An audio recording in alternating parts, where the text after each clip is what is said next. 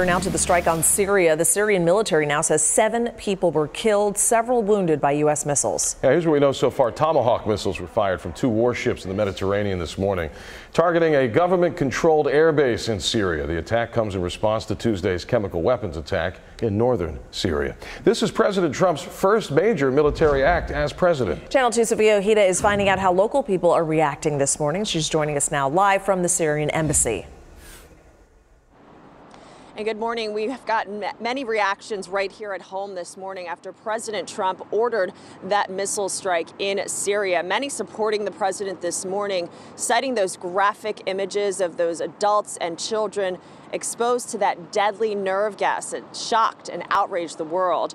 Now, U.S. officials say almost 60 Tomahawk cruise missiles hit a Syrian airbase. That base was apparently used to launch the chemical attack this week that killed at least 100 people.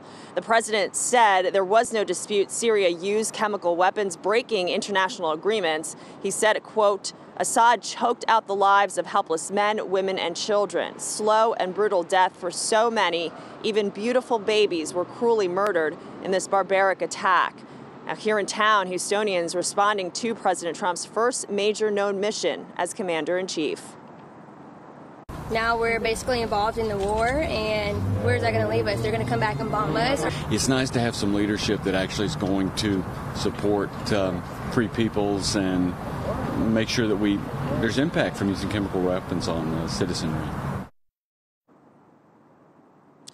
Lawmakers also reacting this morning. In a statement, U.S. Congressman Kevin Brady said, quote, like so many across the country and the world, I was sickened by the pictures of the Syrian chemical weapons victims. Too many have died or fled their homeland due to this relentless civil war. At what point is enough enough? And Congresswoman Sheila Jackson Lee saying, quote, no amount of missile strikes are going to end the terror in Syria without an established strategy, something the Trump administration does not have. If we are to stop the killing and solve the problem, Trump must immediately confront Vladimir Putin, who is propping up Assad.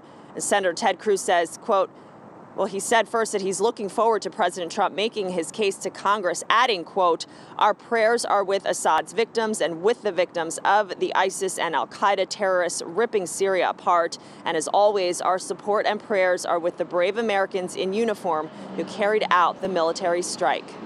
A White House official says more than 24 members of Congress were briefed by administration officials on that missile strike. I posted this story on my Facebook and Twitter, and we would like to hear from you. We want to know what you think about President Trump's decision. We might use your comments on air or online at clicktohouston.com. Let us know. For now, reporting live near downtown Houston, Sophia Ojeda, KPRC, Channel 2 News.